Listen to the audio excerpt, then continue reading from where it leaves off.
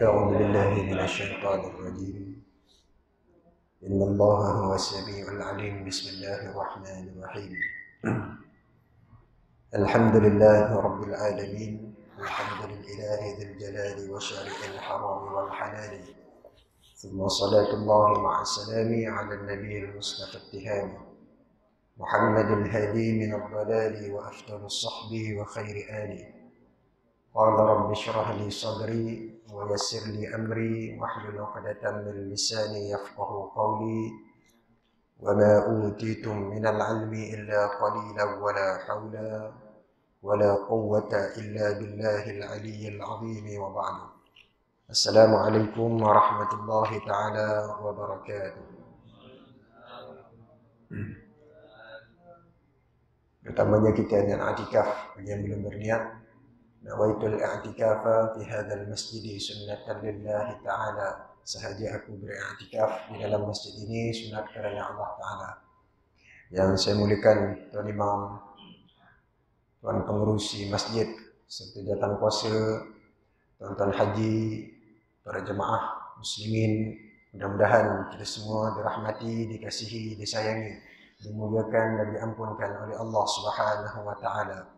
Alhamdulillah, kita rafa'kan setinggi-tinggi kesyukuran kepada Allah Subhanahu wa Ta'ala memilih kita pada malam ini untuk bersama-sama berada di dalam rumah Allah. Sama-sama kita melakukan ketaatan, sama-sama kita melakukan ibadah. Ketaatan paling utama yang kita lakukan salat fardu maghrib.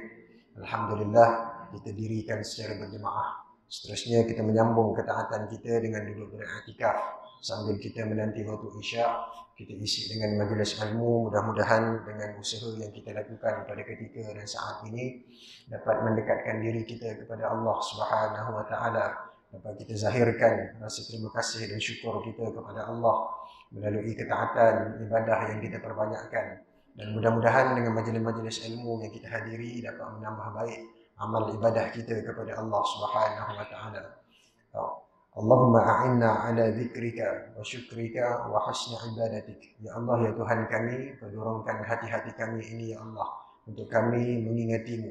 Wa a'inna ala syukrika, dan mudahkan kami ya Allah untuk kami mensyukuri nikmat-Mu. Wa a'inna ala husni ibadatik, dan bantu kami ya Allah untuk kami sentiasa dapat memperbaiki amal ibadah kami kepadamu. Allahumma alimna ma yanfa'una, ya Allah Engkau ajarkan kami ilmu yang bermanfaat. Wa yanfa'una bima 'allamtana, dan manfaatkanlah ilmu yang Kau kepada kami pada malam ini ya Allah.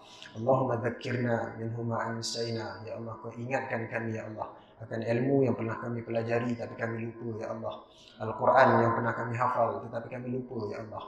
Wa 'allimna minhu ma jahilna, ajarkan kami ya Allah ilmu yang kami tak tahu, ilmu yang belum pernah kami pelajari ya Allah. Wa azidna ilman, tambahkan kami ilmu pengetahuan dunia akhirat. Wa azidna ikhlasan fi qulubina, campakkanlah ke dalam hati-hati kami ini ya Allah keikhlasan. Wa azidna amalan salihan fi hayatina, dan jadikanlah di setiap gerak perbuatan harian kami Engkau kira sebagai amal saleh yang mendatangkan pahala, menghapuskan dosa-dosa kami. Barikillahumma lana fi sya'bana, ya Allah Kau berkati kami ya Allah, Kau lindungi kami ya Allah daripada keburukan, kejahatan, kecelakaan, maksiat dan dosa di sepanjang bulan Sya'ban ini. Wa ballighna Ramadan, dan sampaikan kami ke dalam bulan Ramadan, bulan maghfirah, diampunkan dosa-dosa kami dan dicatatkan nama-nama kami di pintu-pintu syurga-Mu ya Allah. Amin ya rabbal alamin. Muslimin yang dirahmati Allah, tuan-tuan. Jadi alhamdulillah hari ini kita bertemu lagi, menandakan sebulan yang lalu kita bersama, sebulan sekali kita bersama. Jadi alhamdulillah hari ini kita cuba dengan masa yang agak terbatas kita meneruskan perbincangan kita tentang mukaddimah. Kita memandang daripada atas sirah Nabi sallallahu alaihi wasallam. Dua kali kuliah kita akan mendalami, mengetahui timeline. Apa orang panggil timeline ni, kita nampak daripada atas tuan-tuan. Kalau saya duduk dekat Evergreen, tuan-tuan, saya kena pusing pergi Bukit Batu masuk ke sini kan. Tapi bila buka map, saya kecil kan, saya nampak dekat aja rupanya. Parit Kasih ni dengan Kampung Rahmat tu dekat tak jauh mana pun sebenarnya. Kan?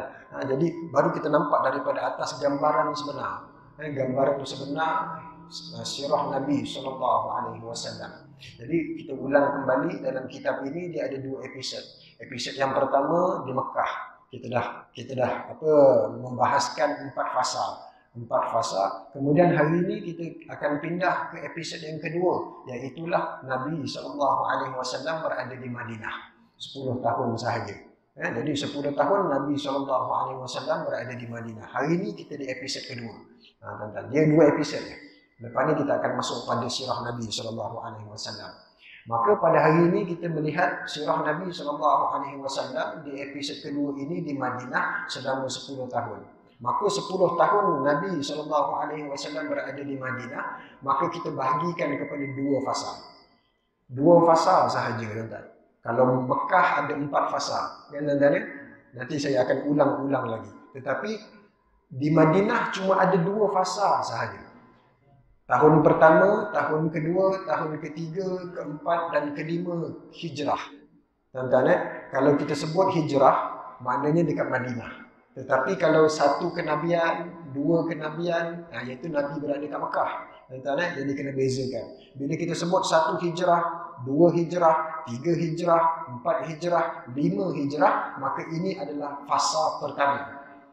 Apa maksud fasa pertama, tuan-tuan? Fasa pertama ni kita sebut sebagai fasa mempertahankan Madinah. Kita akan faham nanti tuan-tuan di akhir kuliah kita akan memahami kenapa dinamakan fasa pertama dan fasa kedua. Dan tahun ke-6, 7, 8, 9, 10 masuk 11. Sikit aja, 2 bulan. Tuan-tuan ya, 2 bulan lebih sikit. Tuan-tuan ya, 2 bulan 12 hari maka Nabi SAW wafat. Maka masuk sikit tahun ke-11 hijrah. Maka fasa yang kedua ini dinamakan fasa kemenangan. Fasa kemenangan. Tadi fasa mempertahankan Madinah. Jadi 2 fasa sahaja. Jadi apa yang berlaku tuan-tuan pada fasa yang pertama, apabila Nabi sampai sahaja ke Madinah dalam peristiwa hijrah, maka Nabi sampai di Madinah, apa yang Nabi buat? Tahun pertama, Nabi menyatukan satu bangsa yang bermusuh. Walaupun dia satu bangsa tapi dia bermusuh. Siapa tuan-tuan? Aus dan Khazraj. Nabi datang, antara sebab Nabi datang ni diminta oleh orang Yathrib sendiri. Orang Madinah sendiri minta Nabi datang. Kerana apa? Pergolakan di antara mereka ni tak settle-settle. Berpuluh tahun hidup bersama. Satu bangsa. Aus dan Khazraj satu bangsa, tuan-tuan. Dia bumi putra Yathrib. Tu menarik tu. Bumi putra Yathrib. Tetapi mereka ni asyik bergaduh, tuan-tuan. Berabad-abad, berpuluh tahun, ratus tahun mereka bergaduh. Asalnya adik-beradik, tapi kerana perselisihan faham, tak sama fikrahnya, maka mereka ni saling bergaduh. Sampailah berbunuh-bunuh, tuan-tuan. Sampailah ketika itu orang-orang Yahudi daripada Yathrib turun daripada Syam untuk cari Nabi akhir zaman. Mereka sampai ke Yathrib. Bangsa Yathrib terbahagi kepada 2 dan berpecah, bergaduh ni. Datang Yahudi pula, bergaduh lagi. Hancur tak bangsa ni, tuan-tuan? Hancur. Mereka cari jalan macam mana nak satukan bangsa mereka. Tak dapat. Satukanlah atas nama bangsa, atas nama muafakat dan sebagainya. Tak berjaya. Tetapi datang Nabi SAW, tahun pertama, Nabi satukan Aus dan Khazraj. Berjaya bersatu. Dengan apa, tuan-tuan? Dengan Islam. Tuan-tuan, kita kalau bergaduh, tuan-tuan, kita ada satu bangsa, tuan-tuan, bergaduh. Fikrahnya lain-lain, orang ni fikir lain, orang ni fikir lain. Bergaduh ni, tuan-tuan. Perang bendera. Perang bendera. Tuan-tuan, sekarang kita ni, tuan-tuan, kita boleh disatukan atas nama apa, tuan-tuan? Islam. Islam je yang boleh menyatukan kita. Tetapi kalau kita menolak Islam, kita tak akan bersatu. Buatlah program apa, rakan muda. Buatlah gotong royong masjid. Buatlah apa benda kenduri, apa benda nak menyatukan. Tak akan bersatu, tuan-tuan. Kita tak akan bersatu. Tetapi datang Islam. Satu bangsa yang bergaduh puluhan tahun, ratusan tahun, maka disatukan oleh Nabi. Aus dan Khazraj, mereka berbaik, tuan-tuan, atas nama Islam. Jadilah mereka Ansar. Kemudian datang pula saudara daripada Mekah. Orang luar, tuan-tuan, orang luar datang ke tempat mereka, maka disatukan oleh Nabi atas nama persaudaraan. Jadilah mereka umat Islam yang cukup kuat ketika mana di Madinah. Ini fasa mempertahankan Madinah. Kita kalau tak kuat, tuan-tuan, kita tak mampu pertahankan negara kita. Betul tak betul tuan-tuan? Betul tuan-tuan. Kita saling bergaduh, orang dua akan masuk campur. Mereka akan ambil alih kekuasaan yang ada pada kita. Hak yang ada pada kita, dia akan ambil alih. Kerana apa? Punca ni pergaduhan Aus dan Khazraj. Tuan-tuan, ini punca dia tuan-tuan. Maka Islam datang tuan-tuan, dia ajar kita. Kalau kita memahami sirah, maka kita akan berlapang dada, tolak tepi segala anasir-anasir lain, maka kita bersatu di atas nama Islam. Kita akan berjaya. Tetapi nak dapat atas nama Islam ni cukup susah tuan-tuan. Ini kurniaan daripada Allah Subhanahu Wa Taala. Tuan-tuan, maka yang pertama Nabi buat tahun pertama Nabi sampai ke Madinah, Nabi satukan satu bangsa ni yang bergaduh, disatukan, kemudian disatukan pula dengan kaum Muhajir. Dan Muhajir dan Ansar. Tiba-tiba tuan-tuan, di Madinah ni ada satu lagi bangsa, iaitulah bangsa Yahudi. Yang bukan orang asalnya Yathrib. Bukan orang asalnya Jazirah Arab. Mereka ni datang daripada Syam. Nak cari Nabi akhir zaman. Ini namanya Yahudi, tuan-tuan. Maka Yahudi ni tuan-tuan, bila Nabi sampai, dialah orang pertama yang menyatakan itu Muhammad. Dalam peristiwa hijrah tuan-tuan kan. Orang pertama yang nampak Nabi SAW, yang kenal Nabi siapa? Kan orang Yahudi. Itu Muhammad yang kamu tunggu. Orang-orang Mekah, Madinah ketika itu bila datang Abu Bakar dan Nabi SAW, dua orang. Tak tahu mana satu. Mana satu Muhammad. Mana satu Muhammad. Tapi siapa yang bagi tahu? Yang Muhammad tu. Yang atas unta tu, itu Muhammad. Tuan-tuan. Maka yang kenal siapa? Yahudi. Kerana Yahudi dibaca kitab Taurat, baca kitab Injil, mereka kenal tanda-tanda kerasulan Nabi SAW. Tapi masalah mereka percaya tetapi mereka tidak beriman. Maka Nabi SAW bila sampai Madinah, orang-orang Yahudi tak nak beriman dengan Nabi. Maka Nabi buat satu perjanjian. Perjanjian apa namanya tuan-tuan? Satu perjanjian namanya Piagam Madinah. Pernah dengar kan? Piagam Madinah. Tuan-tuan, kalau kat tempat kita ni namanya apa? Kontrak sosial. Perjanjian kan tuan-tuan? Perjanjian. Maka tuan-tuan dimati Allah, itu yang berlaku tuan-tuan. Maka tahun pertama pertahankan Madinah dengan apa? Menyatu padukan orang Madinah. Walaupun di situ ada orang kafir yang bukan sebangsa, berlainan bangsa, berlainan kaum, lain warna kulit dan sebagainya. Tapi itu yang berlaku di zaman Rasulullah SAW. Jangan kita kata Malaysia ni tak. Malaysia ni berbilang bangsa. Apa zaman Nabi tak berbilang bangsa? Tuan-tuan, Yahudi ada, tuan-tuan, Yathrib, orang-orang Iran, orang-orang Parsi datang. Siapa dia tuan-tuan? Orang Parsi ni Salman Al-Farisi, tuan-tuan. Maka ramai orang-orang luar yang datang ke Madinah ketika itu. Maka ini yang berlaku tahun pertama. Tahun kedua berlaku satu peristiwa besar dalam Islam, iaitulah peperangan yang pertama. Tuan-tuan, peperangan. Kita bila masuk Madinah kita akan cerita perang banyak. Banyak cerita perang tuan-tuan. Tahun kedua berlaku apa? Peperangan Badar. Pada bulan Ramadan. Tahun pertama disyariatkan puasa, tahun itulah diperintahkan peperangan yang pertama. Dahsyat tak dahsyat tuan-tuan? Kali pertama perang dan kali pertama puasa. Perang tu dalam keadaan berpuasa. Subhanallah. Tuan-tuan, Allah. Ini yang berlaku peperangan Badar. Apa yang berlaku peperangan Badar? Nabi menerima tentangan daripada orang Mekah datang ke Madinah. 1000 orang datang nak lawan Nabi SAW, cuma 313 orang. Agak-agak siapa menang? 1000 lawan 313 orang. Siapa menang tuan-tuan? Agak-agak tuan-tuan. Maka ketika itu kemenangan di pihak Islam.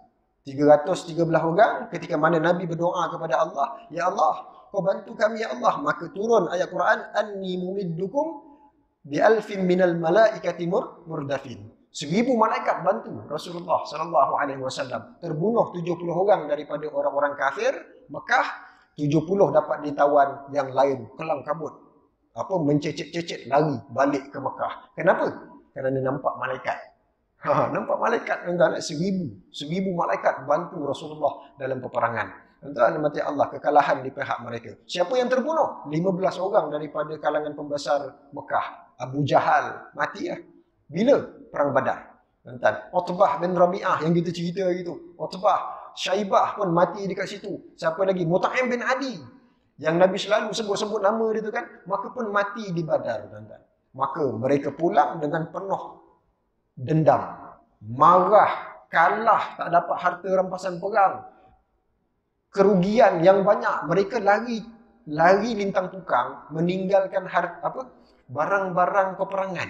Tuan-tuan, boleh bayang tuan-tuan barang-barang perang bukan murah tuan-tuan. Sekali ditembak tu Ukraine lawan Rusia tu, dalam satu hari peperangan, 1 jam peperangan saja bilion punya harga tuan-tuan. Peperangan ni bukan sikit-sikit punya kos tuan-tuan. Maka mereka pulang dalam keadaan marah. Tuan-tuan, itu yang berlaku pada tahun kedua. Tuan-tuan, apa yang berlaku tahun ketiga? Peperangan apa? Peperangan Uhud. Abu Sufyan tak puas hati. Berdendam kerana kekalahan pada peperangan Badar. Tahun ketiga kita return balik 3,000 orang serang Nabi SAW di Uhud. Tuan-tuan, apa yang berlaku? Lawan 1,000 orang. Nabi cuma ada 1,000 tentera. Tetapi bila mana dah nak start peperangan, maka siapa datang tuan-tuan? Abdullah bin Ubay bin Salul, kepala bapa munafik ni tuan-tuan, dia menarik sokongan. Ni tuan-tuan, bahaya ni tuan-tuan, dia lompat 18 minit. 18 minit dia tarik sokongan, maka Nabi ketika itu tinggal 700 lawan 3,000. Peperangan Uhud hampir-hampir ditewaskan oleh orang-orang Quraisy ketika itu, tapi kerana setianya para sahabat, maka Allah beri kemenangan juga pada peperangan Uhud. Menang pada peperangan Uhud. Ini tahun ketiga. Jadi mereka pun balik lagi ke Mekah dalam keadaan rugi, marah, sakit hati, tuan-tuan, kerana tak dapat bunuh Nabi SAW. Kemudian tahun keempat, peperangan, banyak peperangan tuan-tuan dalam 5 tahun ni. Tetapi saya sebutkan peperangan yang besar sahaja tuan-tuan. Manakala pada tahun kelima berlaku satu lagi peperangan Ahzab. Kita biasa dengar peperangan Ahzab tuan-tuan. Peperangan Ahzab ni tuan-tuan, Ahzab ni jamak tuan-tuan. Kalau kita belajar bahasa Arab, dia ada satu kalimah mufradnya Hizbun. Hizbun, kalau kita tengok dalam kamus Marbawi, kita buka kamus Marbawi, kita cari perkataan Hizbun ni adalah persatuan ataupun perkumpulan, ataupun sekarang kita panggil parti. Parti tuan-tuan. Parti ni dalam bahasa Arabnya Hizbun. Maka kerana apa jadi Ahzab? Dia Hizbun, ada Hizbun, mereka bergabung jadilah dia Ahzab. Tuan-tuan. Maka siapa dalam golongan ini, peperangan ini ada Yahudi bersekongkol pula, bersekutu pula dengan orang-orang Quraisy Mekah. Kemudian mereka bersekongkol pula dengan kabilah-kabilah Arab, jazirah-jazirah Arab. Mereka bersekongkol, maka jadilah peperangan itu dinamakan peperangan Ahzab. Tuan-tuan, peperangan ni sangat penting tuan-tuan untuk kita pelajari. Kerana apa tuan-tuan? Dikala kita disuruh kita bergembira. Tuan-tuan, sehingga kan syariat kita mengharamkan, kerana hari itu kamu kena gembira, kamu diharamkan puasa. Makan, gembira. Hari raya tuan-tuan. 1 Syawal, tuan-tuan, kemudian 10 Zulhijjah, 11, 12, 13, hari Tasyrik dan sebagainya. Maka hari-hari ini yang disunatkan kita bertakbir. Betul tak tuan-tuan? Tetapi pada kita bergembira, Allah ingatkan kita satu peperangan. Peperangan apa tuan-tuan? Wa hazamal ahzaba wahdah. Ahzab tuan-tuan. Jadi dalam keadaan kita gembira pun kita kena ingat peperangan ini yang pernah berlaku, kita kena hati-hati. Ini peperangannya tuan-tuan. Apa yang berlaku pada peperangan ini tuan-tuan? Peperangan Ahzab ni tuan-tuan, maka ada parit. Kan kita pernah dengar peperangan Khandaq. Kalau pernah dengar peperangan Khandaq, peperangan Ahzab dengan Khandaq ni satu perang. Perang yang sama tuan-tuan. Dia perang yang sama, tetapi disebabkan banyak sekutu-sekutu tadi, dipanggil namanya Ahzab. Tetapi disebabkan ada juga parit yang dibina, maka dinamakan juga peperangan itu sebagai peperangan Khandaq. Khandaq ni siapa tuan-tuan? Idea siapa? Nabi SAW nak terima je musuh daripada Ahzab ni tadi. Tetapi datang Salman Al-Farisi. Salman Al-Farisi tuan-tuan, dia asal daripada mana tuan-tuan? Daripada Farsi. Parsi tuan-tuan. Kalau saya boleh ulang balik tuan-tuan. Sini Mekah tuan-tuan. Sini Mekah. Kita naik ke atas utara, dia akan pergi ke Madinah. Madinah kita naik ke atas, dia akan pergi ke Syam. Atas Syam. Syam ni Iraq, Jordan tuan-tuan. Maka di sini adalah Rom. Empire Rom. Kemudian kita tengok Malaysia kat mana tuan-tuan? Malaysia kat sana. Kemudian di sebelah sini tuan-tuan, ada satu tempat yang bernama Iran. Iran ni tuan-tuan, itulah tempatnya Parsi. Sebab tu tuan-tuan, kalau kita tengok orang-orang Iran, orang Parsi, tuan-tuan, badannya macam mana tuan-tuan? Badannya tegap, smart, handsome, badannya putih, kemudian dengan janggutnya, bulunya. Kalau kita pergi Mekah, tuan-tuan, kita tengok ada satu kumpulan ni, wah ini orang-orang Iran ni. Tuan-tuan, kita tengok yang lelaki ya, yang perempuan tengok ni, cantik. Tuan-tuan, itu contoh tuan-tuan. Orang Iran, orang Parsi. Tuan-tuan, itu pemerintahan Parsi ketika itu. Tuan-tuan, maka Salman Al-Farisi, mereka ni tuan-tuan, sebelum kedatangan Islam, dua bangsa yang sangat kuat. Kalau Parsi ni berperang dengan Rom, dua kuasa lah tuan-tuan. Kalau kita sekarang ni kita sebut siapa? Kalau Amerika dengan Rusia, ni kuasa besar dunia tuan-tuan.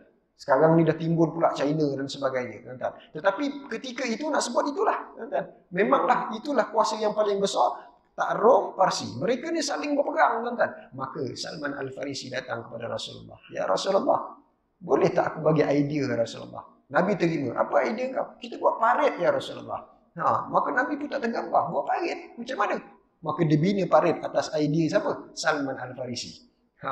Salman Al-Farisi. Salman Al-Farisi ni tuan-tuan, menarik kalau kita tengok cerita dia tuan-tuan. Salman Al-Farisi berasal daripada Parsi tuan-tuan.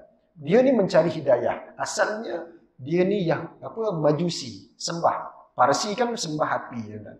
Kemudian dalam perjalanan dia mencari hidayah. Maka ketika itu dia dijumpa dengan seorang yang beragama Majusi, Nasrani, Rom. Maka dia menganut pula agama Nasrani tuan-tuan. Kemudian ditangkap dan sebagainya, maka sampai dia ke Jazirah Arab, sampai di Madinah, kerana dia membaca kitab-kitab Taurah ni tuan-tuan, maka dia mencari, akhirnya dijumpa Rasulullah sallallahu alaihi wasallam. Tuan-tuan, Salman Al-Farisi, Nabi sangat suka tengok muka Salman. Salman ni kalau dia datang, Nabi suka tengok. Handsome orang ni. Tuan-tuan, kalau kita tengok dalam kitab fiqh, nama Salman Al-Farisi pun ada. Tuan-tuan, ada dalam bab perkara yang membatalkan air semayang. Tuan-tuan, kenapa masuk Salman Al-Farisi? Tuan-tuan, dalam bab ni tuan-tuan, orang lelaki kalau terlalu handsome, Nabi suruh tutup. Salman, tutup sikit muka kau. Kerana apa? Handsome sangat. Subhanallah. Tuan-tuan, mata Allah, sampai macam tu sekali. Tuan-tuan, kita ni tuan-tuan, kalau kita pegang tangan lelaki, batal tak wuduk kita? Kawan kita sebelah tu, kita pegang tangan dia. Weh, bangun. Contohnya kan. Batal tak air semayang kita? Tak batal tuan-tuan. Tetapi kalau datangkan syahwat, kita pegang tangan dia, datang syahwat, batal air semayang kita tuan-tuan. Batal air semayang. Tuan-tuan, jangan kata kita pegang sajat tu, kita tak batal air semayang. Kita boleh peluk dia, jangan. Tak boleh tuan-tuan. Membatalkan wuduk sekiranya datang syahwat. Ada ke orang lelaki pegang datang syahwat? Jangan main-main tuan-tuan. Bahaya tuan-tuan. Ini Salman Al-Farisi tuan-tuan. Kalau kita tengok tuan-tuan, Salman Al-Farisi ni dia Islamnya pada tahun kedua tuan-tuan. Salman Al-Farisi ni dia seorang hamba tuan-tuan. Dia seorang hamba. Maka Salman Al-Farisi dia datang kepada Nabi SAW kerana apa? Dia nak tengok tanda kenabian dekat belakang Nabi, dekat bahu Nabi. Tapi nak tengok terus tak boleh tuan-tuan. Nabi ni presiden. Tuan-tuan, kita boleh datang kat dia sembarang-sembarang. Tak boleh tuan-tuan. Maka Salman datang kepada Rasulullah, wahai Muhammad, aku ada sedekah. Aku nak sedekahkan engkau tamar. Buah tamar yang disukai oleh Salman. Maka Nabi kata, aku tak menerima sedekah wahai Salman. Tapi Nabi suka dengan dia. Dia tengok muka Nabi suka tengok muka Salman. Maka besoknya Salman datang lagi bawa kurma. Maka apa kata Salman? Ya Muhammad, aku bawakan kurma. Rasalah, ini hadiah daripada aku, bukan sedekah. Maka apa kata Nabi? Nabi dengan suka-suka dia ambil. Maka dia makan. Nabi pun makan kurma ni tuan-tuan. Makan. Seronok Nabi SAW makan kurma ni. Makan. Maka tuan-tuan, sambil Nabi makan ni tadi, maka diselaknya. Salman diselak bahu Nabi, maka dia nampak tanda kenabian dekat belakang. Tuan-tuan. Maka ketika itu Salman peluk Nabi, maka dia pun bersyahadah, asyhadu an la ilaha illallah wa annaka Muhammad Rasulullah. Tuan-tuan, ini Salman Al-Farisi. Tuan-tuan, maka Islamlah Salman Al-Farisi. Masalahnya Salman ni hamba. Tuan-tuan, bila Salman ni dia nak dimerdekakan, maka Nabi pun datang kepada tuannya seorang Yahudi, maka dia kata, wahai fulan, aku ingin beli Salman ni. Tapi Yahudi tu kata apa? Boleh, dengan syarat bayaran. Maka ditawarkan satu bayaran yang mahal, tetapi sahabat Nabi datang, maka dia bayar.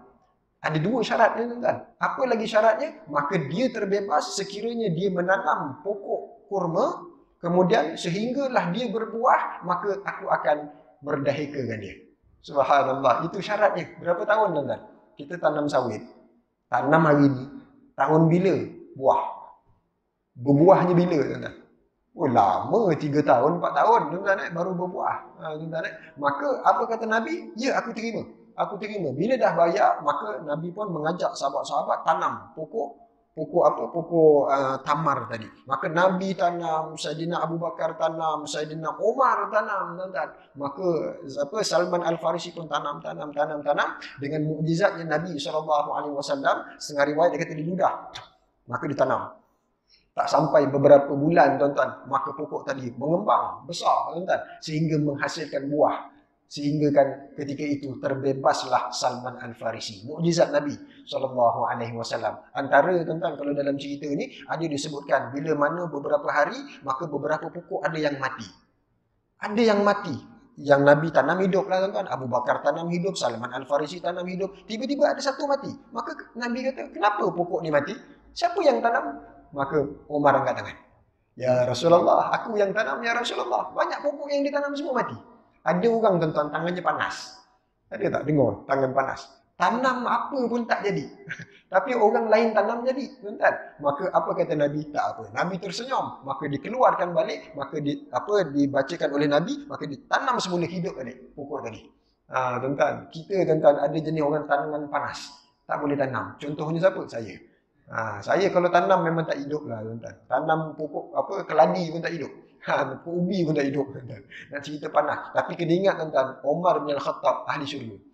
Jaminan syurga, tuan-tuan, kepada Umar bin Al-Khattab. Tak ada kena-mengena, tuan-tuan.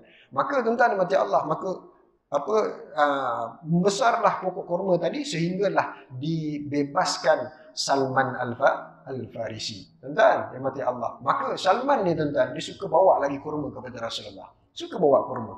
Tuan-tuan ni dibagi kurma-kurma. Ini kurma yang kau tanam ke? Wahai Salman, aku suka kurma kau. Sedap kurma kau. Cukup, seronok, tuan-tuan, dia makan. Nabi, apa nama kurma ni?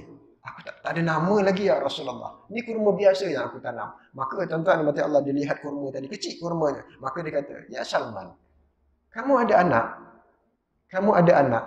Siapa nama anakmu? Ada ya Rasulullah. Nama anakku Ajwa.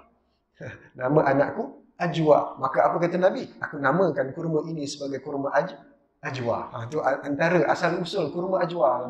Berasal daripada nama anaknya siapa? Salman Al-Farisi. Saya kadang-kadang terbayang juga kalau nama anaknya Nialofa, agaknya kurma Nialofa. Agaknya, tuan-tuan. Sebab nama kurma tu Ajwa. Sedap kita makan, tuan-tuan. Ada sebahagian riwayat kata nama itu, kurma itu daripada yang diberikan oleh Jibril alaihissalam. Wallahu a'lam. Ini riwayat, tuan-tuan. Maka Salman Al-Farisi bagi idea untuk buat parit. Maka kemenangan di pihak Islam. Datang angin merah. Lari bintang pukang orang-orang Yahudi, orang-orang Quraisy dan kabilah-kabilah Arab tadi. Kemenangan di pihak Islam. Ini 5 tahun, tuan-tuan. Banyak peperangan bermula daripada tahun kedua. Ada lagi peperangan selepas Badar, peperangan Bani Qainuqa bersama Yahudi. Perang Uhud, lepas perang Uhud ada peperangan Bani Nadir dengan Yahudi. Peperangan Khandaq ni tadi, tuan-tuan, Nabi tak sempat sangkut pedang lagi. Tetapi telah diperintahkan untuk memerangi Bani Quraizah, orang Yahudi juga. Banyak peperangan, tuan-tuan. Ini untuk mempertahankan Madinah. Kenapa Yahudi ini diperangi? Kerana mereka melanggar perjanjian Islam. Ajar kita, tuan-tuan. Kita tak boleh lembut. Kita ada perjanjian, langgar perjanjian, dihalau. Halau pergi mana, tuan-tuan? Peperangan Bani Qainuqa dihalau, ditawan dan dihalau. Mereka balik ke Syam. Ada sebahagian pergi ke Khaybar. Tuan-tuan, Khaybar ni, tuan-tuan, Mekah, Madinah, Syam. Kan saya sebut tadi, dekat antara ni 150 km daripada Madinah ada satu tempat bernama Khaybar. Tuan-tuan, Khaybar ini adalah penempatan Yahudi. Mereka berhenti di Khaybar kerana di Khaybar ni ada tanda-tanda Nabi akhir zaman ada kat situ. Kemudian berjalan lagi sampai ke Yathrib pun ada tanda-tanda yang sama. Maknanya tanahnya subur, tuan-tuan. Maka kita sebutkan, tuan-tuan, habislah fasa yang pertama. Ini peperangan, tuan-tuan. Tetapi fasa kedua pun ada peperangan juga, tuan-tuan. Cuma dia ada beza. Peperangan yang macam mana? Semuanya mempertahankan Madinah. Habis fasa yang pertama, masuk fasa yang kedua. Fasa kedua ni tuan-tuan bermula daripada mimpi Rasulullah sallallahu alaihi wasallam. Nabi mimpi. Nabi mimpi apa? Nabi mimpi masuk Mekah dalam keadaan aman buat umrah. Nabi mimpi malam tu, Nabi dapat masuk Mekah buat umrah dalam keadaan aman. Masuk akal tak tuan-tuan? Masuk akal tak? Kalau pikiran kita masuk akal tak? Mimpi Nabi SAW. Mimpi Nabi tak macam mimpi kita, tuan-tuan. Mimpi Nabi ni wahyu daripada Allah. Tuan-tuan, kita kalau mimpi itu mainan tidur. Kan? Orang kata mainan tidur. Jangan layan sangat, tuan-tuan. Cuma guru-guru kita pernah sebut, tuan-tuan. Kalau kita ni bermimpi, tuan-tuan, kita mimpi, ada satu mimpi yang kualiti, yang kita boleh yakini. Mimpi bila, tuan-tuan? Ketika mana kita dalam keadaan berwudu, kemudian kita dalam keadaan membaca selawat sebelum tidur, maka kita tidur pada waktu qailulah. Tuan-tuan tahu qailulah? Qailulah ni tidur sebelum zuhur. Tuan-tuan, contohnya pukul 12.30. Tidur sekejap je, 20 minit. 20 minit, 50 minit, setengah jam sebelum azan tu kita bangun, kita pergi semayang. Tuan-tuan, ini namanya tidur qailulah. Tuan-tuan, saya jarang-jarang dapat tidur qailulah ni, tuan-tuan. Sebab saya kalau tidur pukul 12.30, pukul 12, dia bukan qailulah lagi, dia qalu inalillah. Tuan-tuan, pukul 3 nanti baru bangun. Tuan-tuan, tu masalah, tuan-tuan. Saya jarang dapat tidur qailulah ni, tuan-tuan. Jadi dalam tidur qailulah ni, kalau kita bermimpi, kemungkinan ada kualiti mimpi kita. Contohnya kita mimpi apa, tuan-tuan? Kita mimpi anak kita berjaya SPM dapat keputusan yang baik. Kita bangun tadi, ya Allah, makbulkan mimpi aku tadi, ya Allah. Mudah-mudahan, tuan-tuan. Kita mimpi apa, tuan-tuan? Kita mimpi kahwin 2. Dia jaga-jaga. Dia jaga-jaga. Mungkin betul. Sebab apa? Mimpi tu ada kualiti, tuan-tuan. Tapi kalau mimpi lepas subuh, tak ada, itu tak adalah, tuan-tuan. Itu mainan tidur je, syaitan, tuan-tuan. Maka Nabi mimpi masuk Mekah buat umrah dalam keadaan aman. Masuk akal tak, tuan-tuan? Tak masuk akal. Tak masuk akal. Kenapa, tuan-tuan? Perang Badar mereka kalah, rugi. Kemudian perang Uhud mereka kalah, perang Khandaq mereka kalah, tuan-tuan. Mereka kalah, mereka marah, ramai orang-orang mereka terbunuh. Mereka cukup marah, tuan-tuan. Tiba-tiba Nabi mimpi pada tahun ke-6, tuan-tuan, masuk Mekah dalam keadaan aman buat umrah. Masuk akal? Tak masuk akal. Maka Nabi pun cerita dengan para sahabat, 1,400 orang percaya dengan mimpi Rasulullah. Tak semua, tuan-tuan, tak semua orang Islam kita percaya. Maka Nabi kata, jom kita pergi Mekah buat umrah. Nabi pun bergerak buat umrah. Tapi ramai yang tak ikut. Yang nak ikut, dia macam teragak-agak. Nak ikut tak. Tetapi orang-orang munafik, dia dah kempen, tuan-tuan. Dia kempen, kau nak pergi Mekah, itu serah leher lah. Serah leher, tuan-tuan. Buat umrah, tuan-tuan, dia tak macam perang. Kalau perang, tuan-tuan, kita pakai baju besi. Tetapi kalau buat umrah, kita pakai apa, tuan-tuan? Pakai 2 tuala. Spender pun tak boleh pakai. Betul tak, tuan-tuan? Nak membunuh pun tak boleh. Pedang pun tak boleh bawa. Adalah parang pendek nak buat sembelihan. Itulah, tuan-tuan. Parang pendek nak pergi Mekah ni, tuan-tuan. Tempat orang yang tengah marah dengan Rasulullah. Subhanallah. Ketika itu banyak orang-orang yang menghasut. Jangan ikut Muhammad. Jangan ikut Muhammad. Betul, tuan-tuan. 1,400 orang je percaya. Maka Nabi pun pergilah ke Mekah bersama para sahabat yang percaya. Dengan semangatnya, tuan-tuan, Omar, Saidina Ali, Zubair bin Awam. Kerana apa? Mereka ni tak sabar nak masuk Mekah. Kan kampung dia, tuan-tuan. 6 tahun tak balik kampung, tuan-tuan. Boleh bayang, tuan-tuan. 6 tahun tak balik Parit Kasih. Rindunya dengan keluarga, tuan-tuan. Kita semangat nak balik. Maka para sahabat yang 1,400 orang ni, tuan-tuan, yang percaya dengan mimpi Rasulullah, mereka pun bersama Rasulullah pergi ke Mekah. Sampai ke Mekah, belum masuk Mekah lagi, tuan-tuan. Keluar daripada Mekah, iaitu namanya Hudaibiyah. Ada satu tempat bernama Hudaibiyah. Kita biasa pergi tempat ni, tuan-tuan. Kalau tuan-tuan pergi Mekah buat umrah, mesti pergi tempat ni. Untuk apa, tuan-tuan? Kita miqat. Kan? Miqat. Maka tempat kita niat, tuan-tuan, niat umrah. Maka Nabi berhenti di Hudaibiyah. Ketika itu, maka Nabi pun semayang zuhur. Masuk waktu zuhur. Semayang zuhur, habis semayang zuhur. Ketika mana semayang zuhur tadi, tuan-tuan, maka Abu Sufyan ni mengutuskan siapa? Khalid Al-Walid bersama 200 ekor kuda perang, tuan-tuan, tentera berkuda. 200 tentera berkuda pergi nak serang Muhammad. Tuan-tuan. Maka dia tahu Nabi nak masuk buat umrah aja. Tetapi bila Khalid Al-Walid masuk, tuan-tuan, di samping Abu Sufyan mengarahkan lebih 8,000 tentera berada di Baldah, luar daripada Mekah, tuan-tuan. Maka dia untuk menghalang Nabi SAW masuk ke Mekah. Dah jangka dah, tuan-tuan. Memang permusuhan, ya, tuan-tuan. Maka Khalid Al-Walid dia pun tengok, ish, kita nak serang, tak apa. Kita tunggu dia semayang. Bila dia semayang Zuhur nanti, masa dia semayang kita serang. Maka pun bincang, baru nak serang, tiba-tiba Nabi pun Assalamualaikum warahmatullahi. Habis semayang. Tak jadi. Tak apa. Kita stay dulu. Kita tunggu nanti. Waktu asar nanti dia akan semayang lagi. Tuan-tuan. Khalid Al-Walid, tuan-tuan, dia kafir masa tu. Tuan-tuan, dia pun tahu ada waktu asar. Tuan-tuan, kita kadang-kadang, tuan-tuan, saya lah, tuan-tuan. Kadang-kadang kita pun lupa waktu asar. Tuan-tuan, pukul 3 petang, start kereta. Pergi mana? Pergi Punggol. Tuan-tuan, pergi Punggol. Lupa ada waktu asar. Tuan-tuan, Khalid Al-Walid, dia tahu ada waktu asar. Masa asar nanti kita datang. Kita serang dia. Masa di tengah semayang, lebih mudah. Maka Khalid Al-Walid pun baru nak menyerang pada waktu asar, rupa-rupanya datang malaikat Jibril. Dia kata dengan Nabi SAW, wahai Muhammad, sesungguhnya ada tentera Khalid Al-Walid ingin menyerang kamu ketika mana kamu semayang. Semayang apa, tuan-tuan? Semayang asar. Maka ketika itu turun pensyariatan, apa dia? Solat khauf. Solat perang, ketakutan, syiddatul khauf. Depan rokok, sujud, yang belakang bersedia pegang senjata, pegang parang dan sebagainya. Kemudian yang bangun, depan bangun, yang belakang pula sujud. Kan? Dia ada kaedah dia kata, solat dalam peperangan, tuan-tuan. Maka ketika itu tak jadilah Khalid Al-Walid untuk serang. Dia kata, pelik pula semayangnya Muhammad ni. Tadi lain, ni lain pula. Jadi tak jadi. Maka apa kata Khalid? Jom kita balik. Kita baliklah. Aku rasa Muhammad ni bukan nak serang Mekah. Dia ni nak buat umrah. Dia pakai baju umrah ni, kain umrah ni. Jadi kita pergi balik ke Mekah, bagi tahu Abu Sufyan, Abu Sufyan, aku rasa kau benarkan je Muhammad masuk buat umrah dan suruh dia keluar daripada Mekah. Habis itu, tak berlaku peperangan. Tetapi apa kata Abu Sufyan? Tak mungkin.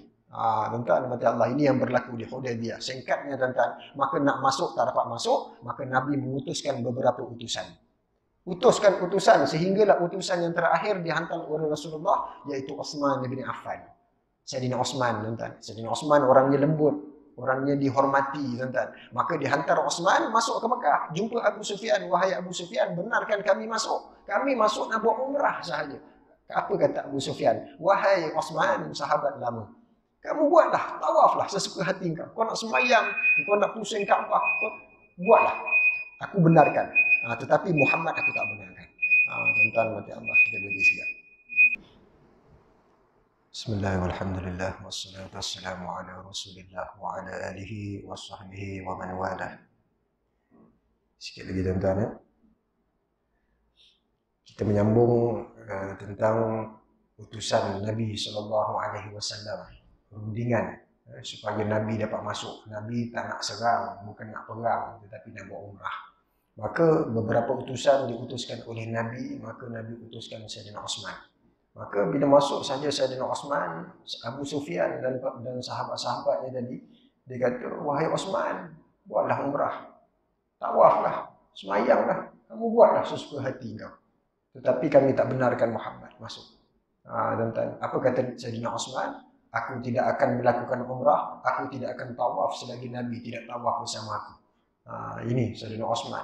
Maka kerana bantahan daripada Sayyidina Uthman, keengganan Sayyidina Uthman, maka Sayyidina Uthman tadi ditangkap. Kemudian orang-orang Abu Sufyan ni tadi, dia menyebarkan kabar angin bahawa Uthman telah dibunuh. Uthman telah dibunuh, masuk dalam Facebook, tuan-tuan, diviralkan, tuan-tuan, masuk dalam WhatsApp dan sebagainya. Contohnya, tuan-tuan, dah tersebar sehinggalah sampai ke pengetahuan para sahabat Nabi dan Nabi SAW, Uthman dibunuh. Maka ketika itu mereka pun bersalam dengan Nabi, berbai'ah dengan Nabi. Mengikat aku janji dengan Nabi, berbai'ah, tuan-tuan, untuk membalas atas kematiannya Uthman. Tuan-tuan, maka berlakulah di bawah pokok, tuan-tuan, yang disebutkan sekarang ni, tuan-tuan, kalau kita pergi ke satu tempat di Hudaybiyah sana, disebutkan bai'ah itu berlaku di bawah satu pokok. Tapi pokok tadi dah ditebang di zaman Sayyidina Umar. Kerana ramai sangat yang khurafat, ambil pokok, ambil berkat dan sebagainya, ditebang di zaman Sayyidina Umar. Sekarang ni tempat tu lapang, tuan-tuan. Tempat tu lapang, ada sedikitlah bekas-bekas bangunan dan sebagainya. Tuan-tuan mati Allah. Maka ketika itu 1,400 orang mereka ni mengikat janji untuk membalas kematiannya Sayyidina Osman. Nak serang ni tuan-tuan. Bila dengar sahaja Nabi nak serang 1,400 orang, dia tak ramai ni tuan-tuan. 1,400 orang. Tetapi bila nama dengar Nabi nak serang sahaja, maka orang-orang kafir Quraisy dah mula ketakutan. Mereka pun cuba menghantarkan utusan-utusan untuk berunding pula. Maka dia hantar beberapa utusan, gagal. Last sekali dihantarkan Suhail bin Amru. Tuan-tuan, Suhail bin Amru yang akhirnya juga nanti masuk Islam. Tuan-tuan, pada tahun ke-8 nanti tuan-tuan. Tetapi Suhail ni tuan-tuan, Nabi tengok saja Suhail daripada jauh, maka tuan-tuan mati Allah. Apa kata Nabi? Sahalallahu amruna. Maka Allah akan mudahkan urusan kita. Tuan-tuan mati Allah. Nama tu penting tuan-tuan. Nama kita ni penting. Orang tu kadang-kadang namanya sedap, Fakhrul Razi. Fakhrul Razi. Orang panggil apa? Komeng. Nama Komeng Nabi. Sini tak ada. Ada contoh. Ada nama kawan saya, Fazrul Hazri. Namanya jadi botak. Lebih memeranjatkan nama kawan saya, Muhammad nama dia. Orang panggil dia Mamat. Mamat ni tuan-tuan, saya pernah belajar dulu kat Mesir tuan-tuan. Kawan saya tu naik bas, dia lalu bas tuan-tuan. Naik depan, turun kena belakang. Kawan saya ni dah naik kat belakang, sampai belakang dah. Saya baru naik depan. Tuan-tuan, saya nampak ada kawan saya. Saya panggil, Mamat. Semua tengok saya tuan-tuan. Semua tengok saya. Bas dia tuan-tuan macam sardin tuan-tuan. Banyak orang. Penuh dia tuan-tuan. Saya panggil dia Mamat. Saya panggil lah. Saya cakap lah bahasa Arab tapi saya panggil nama dia Mamat. Tuan-tuan, orang Arab tengok saya. Mamat maknanya apa tuan-tuan? Inna salati wa nusuki wa mahyaya wa mamat. Mamat tu mati. Orang Arab tak peranjat. Mamat, kau panggil nama kawan-kawan. Tak bagus dia kata. Tak bagus nama macam tu. Panggil dia, nama dia siapa? Muhammad Nizam. Panggil dia Nizam. Panggil Nizam. Dia kata, jangan panggil Mamat. Ada seorang kawan saya tuan-tuan namanya Muttaqin. Muttaqin. Saya panggil dia apa? Mut. Mut, apa mana mut tuan-tuan? Maut pun mati juga tuan-tuan. Terperanjat orang Arab kalau dengar. Tuan-tuan, nama ni tuan-tuan dia main peranan. Maka Nabi kata tengok Suhail, maka sahalallahu amruna, Allah mudahkan urusan kita. Betul tuan-tuan. Maka perbincangan tadi, maka ketika itu kita buat perjanjian wahai Muhammad. Apa yang berlaku tuan-tuan? Saya pendekkan cerita tuan-tuan. Sikit lagi tuan-tuan. Maka Nabi pun letakkan surat, kertas perjanjian, dipanggil Sayyidina Ali. Wahai Ali, kau tulis. Nabi pun ambil pen. Dia ambil pen, maka dituliskan. Bismillahirrahmanirrahim. Nabi suruh tulis Bismillahirrahmanirrahim. Kepala surat mesti ada Bismillah. Itu Nabi SAW. Tiba-tiba Suhail kata apa? Wahai Muhammad, aku tak kenal itu Bismillahirrahmanirrahim. Padam. Maka apa kata Nabi? Nabi kata, ni perjanjian ni tuan-tuan. Nabi nak serang ni tuan-tuan. Dia datang nak bincang. Takut. Tetapi dia pula yang macam lebih-lebih pula tuan-tuan. Maka Nabi kata apa tuan-tuan? Wahai Ali, padam. Nabi tengok Rasulullah. Padam ke ya Rasulullah? Kita di pihak yang betul ni, kita nak serang dia ni. Apa kata Nabi? Padam. Sahabat dah pegang dah pedang. Dah pegang parang dah tuan-tuan. Maka ketika itu, Sayyidina Ali pun dengan berat hati padam. Jangan tanya saya dia padam macam mana tuan-tuan. Masa tu ada pemadam ke, wallahualam, saya tak tahu tuan-tuan. Tetapi nak cerita dia disuruh padam, Nabi padam.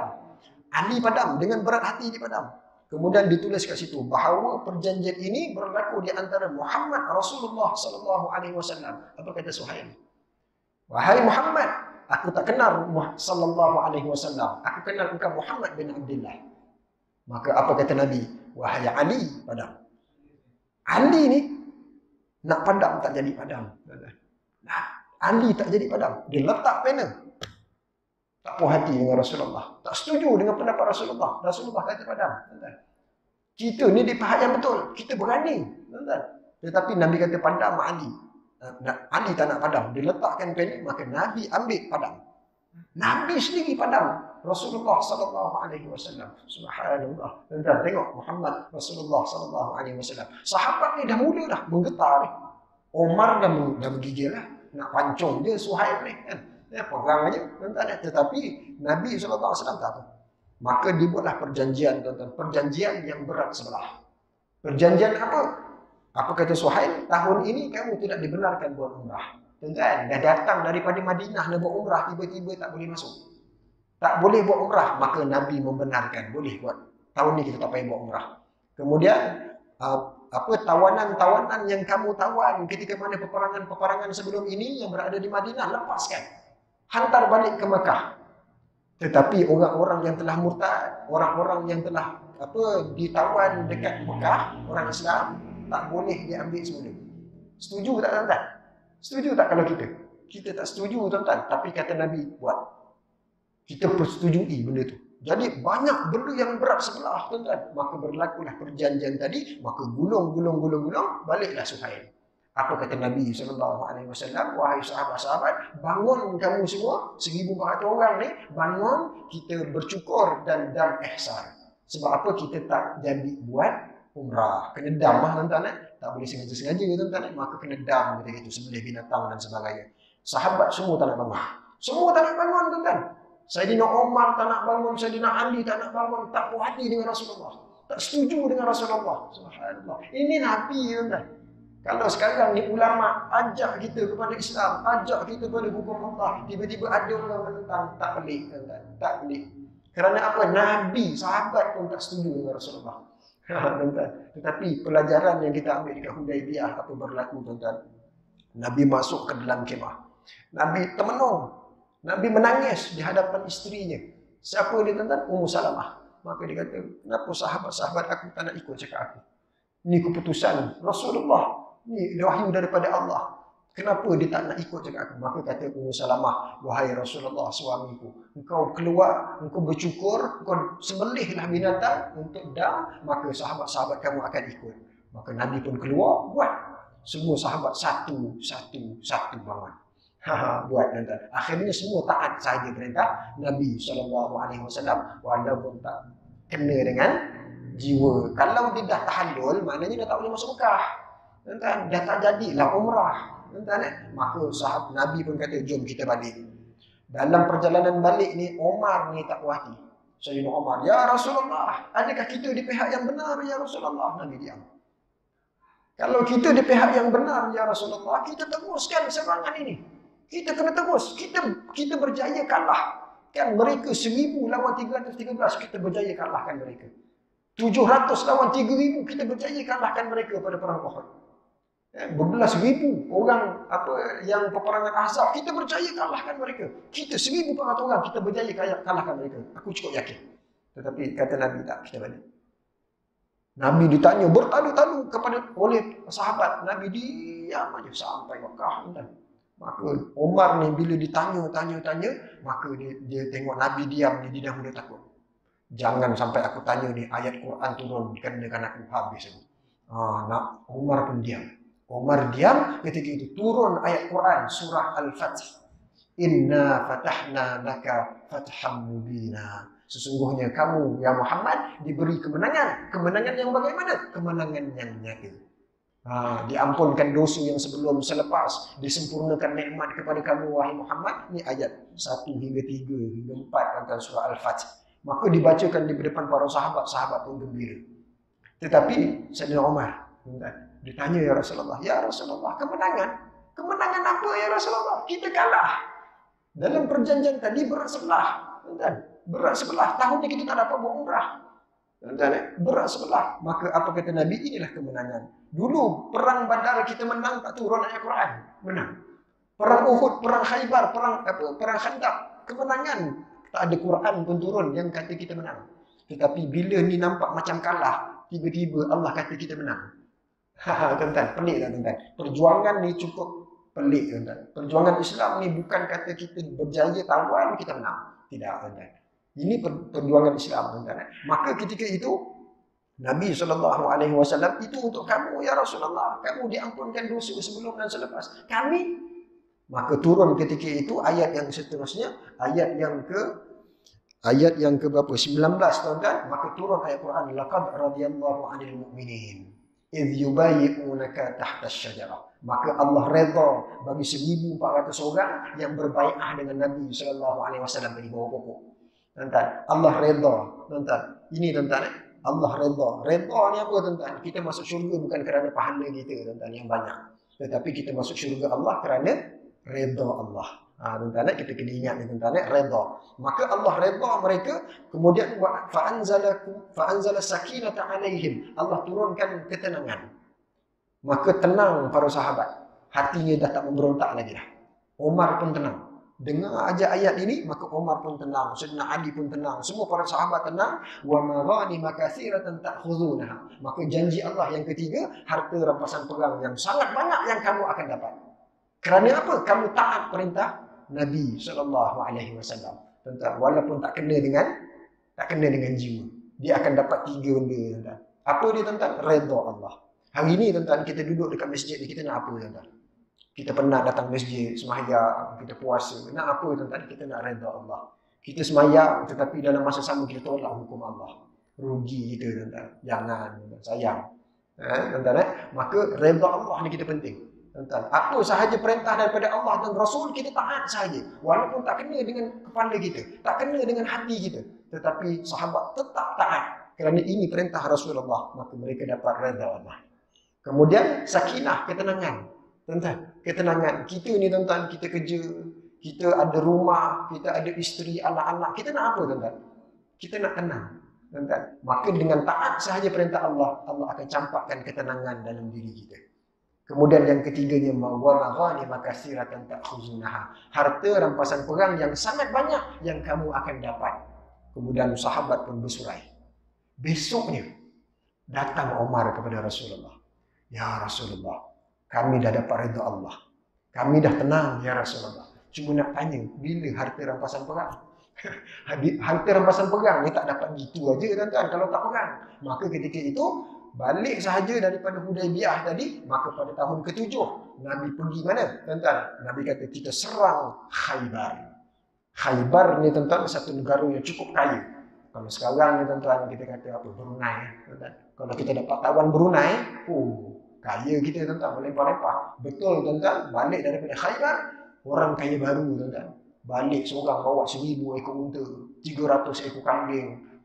Seorang-seorang dan 1400 orang yang dibenarkan berperang tuan-tuan. Maka diserahkan kepadanya harta rampasan perang yang sangat banyak. Sebab itu saya kata tadi, fasa yang pertama tadi mempertahankan Madinah. Tetapi masuk tahun ke-6, 7, 8, 9, 10 peperangan juga. Tetapi peperangan ini bukan lagi di dalam Madinah, tetapi dah keluar daripada Madinah. Dapat tawan Khaybar, satu kota yang cukup kaya tuan-tuan. Satu negara yang cukup kaya tuan-tuan, dikenali di Jazirah Arab. Dapat tawan, kemenangan lah tuan-tuan. Kemenangan. Nabi tuan-tuan balik sahaja daripada Khaybar, Nabi buat umrah. Umrah apa? Umrah qada. Tuan-tuan, tahun lepas tak dapat kan? Hudaibiyah kan? Tuan-tuan, tak dapat umrah. Maka itu umrah tuan-tuan. Maka pada tahun ke-7 Nabi buat umrah qada. Berapa kali Nabi buat umrah? Berapa kali Nabi buat umrah dah? Bagus sekali tuan-tuan. Bagus sekali. Tapi tunjuk dulu. Tuan-tuan, bagus sekali Nabi buat umrah. Kemudian pada tahun ke-8 berlakulah perlanggaran perjanjian Hudaibiyah di antara Bani Bakrah dengan Khuza'ah, maka berlakulah peperangan Fathu Makkah. Fathu Makkah ni apa tuan-tuan? Serang Makkah. Peperangan, tetapi tak terjadi peperangan sehingga Nabi dapat menawan Makkah, dihapuskan 360 berhala yang berada di Makkah. Dapat tawan pula Makkah. Kemenangan kan tuan-tuan? Ini peperangan juga, tetapi kemenangan. Tuan-tuan, setelah tahun ke-8 tuan-tuan, ramai masuk Islam. Fayadkhuluna fi dinillahi afwaja. Ramai orang yang masuk Islam dalam keadaan berbondong-bondong, ramai masuk Islam tuan-tuan. Pada tahun ke-8 Nabi buat umrah tak tuan-tuan? Tahun ke-8 Nabi buat umrah. Dah berapa kali umrah Nabi? 2 kali umrah Nabi SAW. Kemudian pada tahun ke-9, tahun ke-8 ni ada perang Mu'tah. 200,000 orang Rom kerana bunuh delegasi Nabi SAW, duta Nabi, maka Nabi isytihar perang. Bawa 3,000 tentera lawan 200,000 tentera Rom. Tuan-tuan, memang tak berlaku peperangan akhirnya.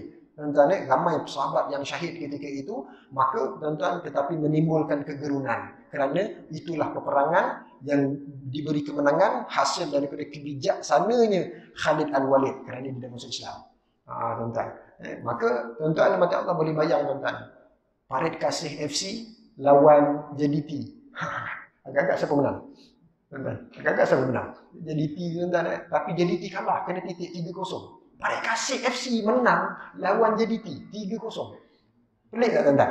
Pelik. Maka orang-orang yang parit Bukit Batu, Evergreen, orang Mampan sana, semua takut nak lawan kita. Pasal apa kita pernah menang lawan dia? Kegerunan. Maka orang-orang ke sekitar ni tuan-tuan, Jazirah Arab, gerun dengan Rasulullah. Gerun. Tuan-tuan, kerana apa? Peperangan Mu'tah ni tadi. Tuan-tuan, maka pada tahun ke-8, tahun ke-9, tuan-tuan, maka berlaku lagi peperangan Tabuk dan sebagainya, semua beroleh kemenangan, maka disyariatkan syariat haji. Haji tahun ke-9, tuan-tuan, tahun ke-9 sebelum kewafatan Nabi. Maka Nabi ni bila syariat haji, Nabi tak pergi. Nabi tak pergi haji. Tapi Nabi perintahkan Abu Bakar dengan Sayyidina Ali, wahai Ali, Abu Bakar kau pergi bersama 14,000 orang untuk buat haji. Pergi haji, 14,000 orang. Nabi pergi tak? Nabi tak pergi, tuan-tuan. Nabi tak pergi. Tuan-tuan, kerana apa? Kerana menerima delegasi-delegasi daripada luar untuk bersekutu dengan kerajaan Muhammad sallallahu alaihi wasallam. Fasa kemenangan. Fasa kemenangan, tuan-tuan. Orang berbusu-busu nak ikat perjanjian, nak kerjasama dengan Madinah ketika itu. Kemudian pada tahun ke-10, Nabi SAW kumpulkan semua orang Islam ketika itu, ajak orang-orang daripada kabilah-kabilah Jazirah Arab, dikumpulkan 140,000 orang, tuan-tuan. Tuan-tuan, 140,000 orang, boleh bayang tuan-tuan. 140,000 orang daripada Madinah berjalan menuju ke Mekah, tuan-tuan. Naik unta, berjalan kaki, tuan-tuan. Putih semua. Kain umrah kan putih, tuan-tuan. Putih, cantik, tuan-tuan. Kalau cuba bayang kalau kain umrah tu warna oranye. Oranye dah, kita kelakar, tuan-tuan. Dia putih, cantik, tuan-tuan. Maka semua bergerak menuju ke Madinah. Mana datang 140,000 orang ni, tuan-tuan. Hasil daripada puncanya apa, tuan-tuan? Mimpi Rasulullah sallallahu alaihi wasallam yang tak masuk akal tadi. Itu adalah mula puncanya, tuan-tuan. Itu keimanan kita kepada Nabi, taat sahaja perintah Allah, taat sahaja perintah Rasulullah, selagi mana dia tak kena dengan jiwa kita pun kita kena buat juga. Tuan-tuan, kita kena tahan, tuan-tuan. Itu tugas kita, tuan-tuan. Maka Nabi pun pergi pada tahun ke-10, tuan-tuan. Maknanya berapa kali Nabi buat umrah? Ada haji, adalah umrah kan, tuan-tuan. Maka haji Nabi sekali je. Tahun ke-10, sekali je. Dalam hayat kita kena sekali pergi haji. Sekali pergi haji. Tak payah banyak kali, sekali cukup, tuan-tuan. Tetapi umrah berapa kali sunat? Berapa kali sunat, tuan-tuan? Tahun tadi 6 tak jadi 6 tak jadi. 7 umrah qada. Tahun ke-8 pada Fathu Makkah. Tahun ke-10 pada haji. Ada umrah dalamnya. Maka Nabi buat haji berapa kali? Berapa kali, tuan-tuan? 3 kali. Sebab itulah kita ada khilaf. Tuan-tuan, ulama kata, ada yang kata dalam hayat kita kena buat umrah ni 3 kali sekurang-kurangnya sunat. Tetapi ada ulama kata bukan 3 kali, 4 kali. Kita faham tak kenapa? Termasuk padanya tahun ke-6 yang tak jadinya tadi. Tuan-tuan. Jadi terpulang pada kita lah. Kalau kita nak buat 4 lah. Ini pendapat kita. Tetapi kalau kita kata 3 lah. Tuan-tuan, maka Nabi SAW ketika itu berada di Arafah, maka turunlah ayat yang terakhir. Al-yawma akmaltu lakum dinakum wa atmamtu alaikum. Maka bergembiralah para sahabat. Bergembira dengan kemenangan Islam ini. Tetapi ada seorang sahabat yang menangis. Siapa, tuan-tuan? Abu Bakar. Sahabat tanya, kenapa Abu Bakar kau menangis, Abu Bakar? Kalau dah sempurna Islam, pasti kekasih dia akan ambil balik. Betul, tuan-tuan. Bila balik daripada Mekah tadi buat haji, maka tuan-tuan Nabi dijemput oleh Allah ke Rafiqil A'la. 75 hari, tuan-tuan, selepas kembalinya Nabi daripada Mekah, Nabi dijemput oleh Allah ke Rafiqil A'la. Wafatlah Nabi sallallahu alaihi wasallam. Habis, tuan-tuan. Inilah 2 fasa, tuan-tuan. 5 tahun pertama dan 5 tahun kedua. Allahu a'lam. Tuan-tuan, mati Allah. Ini secara gambaran, tuan-tuan, secara kasarnya kita menyebut tentang perjalanan sirah. Maka nanti insya-Allah pada yang akan datang kita akan cuba masuk sikit-sikit mana-manalah, tuan-tuan, part-part mana yang kita boleh letak di mana fasa-fasanya. Tuan-tuan, ini cara untuk kita memahami sirah Nabi sallallahu alaihi wasallam. Wallahu a'lam. Saya minta maaf, tuan-tuan, terlebih masa pukul 9, tuan-tuan. Tapi hari ini tak ada bola kan? esok kan. Jadi tak apalah besok pun cuti kan. Jadi kita santai-santai. Jadi mudah-mudahan bermanfaat perbincangan kita pada hari ini. Wallahu a'lam. Yang baik itu daripada Allah, salah silap tu daripada syaitan, kelemahan diri saya sendiri. A'udzubillahi minasyaitonirrajim. Bismillahirrahmanirrahim. Allahumma faqihna fid din. Ya Allah, kau fahamkan kami ya Allah atas urusan agama kami ini ya Allah. Wa 'allimna ta'wil, kau ajarkan kami ya Allah untuk kami memahami isi kandungan Al-Qur'an dan hadis. Wahdina ila siratal mustaqim, tunjukkan kami jalanmu yang lurus. Allahumma atil a'marana, kau panjangkan umur kami ya Allah, agar dengan umur ini kami dapat melakukan ketaatan dan ibadah kepadamu ya Allah. Wa aktsir amwalana, banyakkan harta kami ya Allah, agar dengan harta itu kami dapat membelanjakan di jalanmu ya Allah, menjadi sedekah jariah mengalir ke kubur-kubur kami nanti ya Allah.